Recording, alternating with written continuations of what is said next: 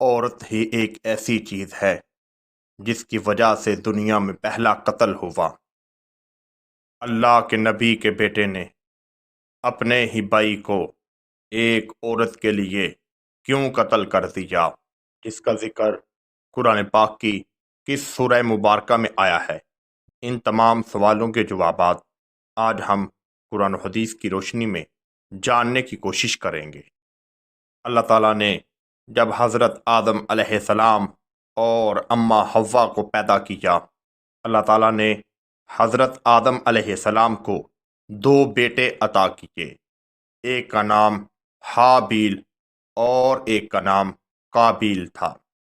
حضرت آدم علیہ السلام سے جب پیدائش کا سلسلہ شروع ہوا تو اللہ تعالیٰ ایک لڑکا لڑکی کو صبح پیدا فرماتا اور ایک لڑکا لڑکی کو شام کو پیدا فرماتا، اور یوں ہی آہستہ آہستہ سلسلہ چلتا رہا اور دنیا آباد ہونا شروع ہو گئی۔ حابیل اور قابیل حضرت آدم علیہ السلام کے حقیقی بیٹے تھے۔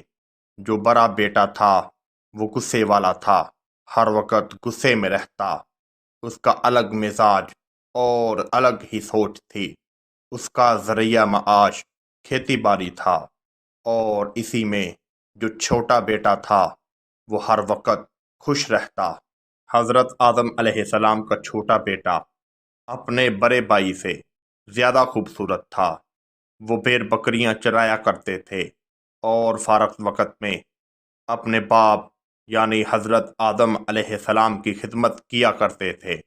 حضرت عبداللہ بن مسعود اور دوسرے صحابہ سے منقول ہے کہ اللہ تعالیٰ نے جب حضرت آدم علیہ السلام سے دنیا میں پیدائش کا سلسلہ شروع کیا تو ایک حمل رات میں ہوتا اور ایک حمل دن میں ہوتا، اور اس میں سے دو جڑواں بچے پیدا ہوتے۔ شریعت کے مطابق دونوں کا نکاح آپس میں کرنا جائز نہیں تھا۔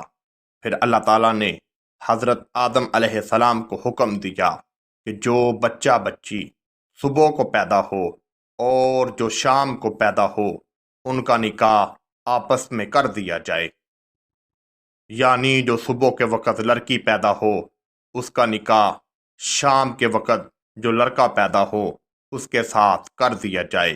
اسی طرح جب حضرت آدم علیہ السلام کے دونوں بیٹوں کے نکاح کا وقت قریب آیا تو حضرت آدم علیہ السلام کے بڑے بیٹے کے حق میں جو دلہن آئی وہ اتنی زیادہ خوبصورت نہیں تھی، اور جو چھوٹے بیٹے کے حق میں اللہ تعالیٰ نے عورت دی وہ بہت حسین و جمیل اور خوبصورت تھی۔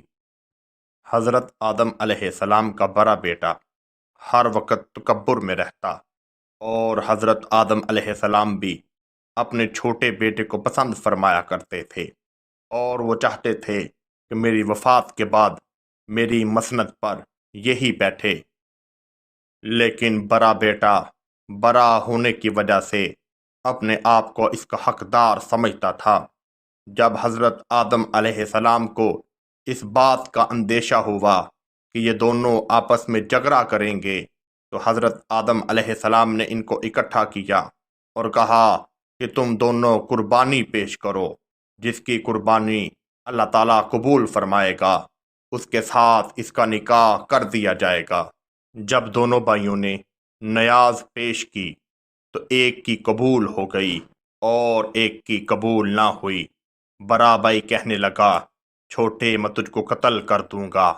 چھوٹے بھائی نے کہا کہ اپنے اللہ سے ڈرو، وہ حقیقی ہے، اگر تم مجھے قتل کرو گے تو میں تم پر ہاتھ نہیں اٹھاؤں گا۔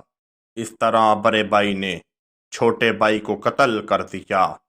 اللہ تعالیٰ نے اس کا ذکر سورہ مائدہ میں کیا ہے۔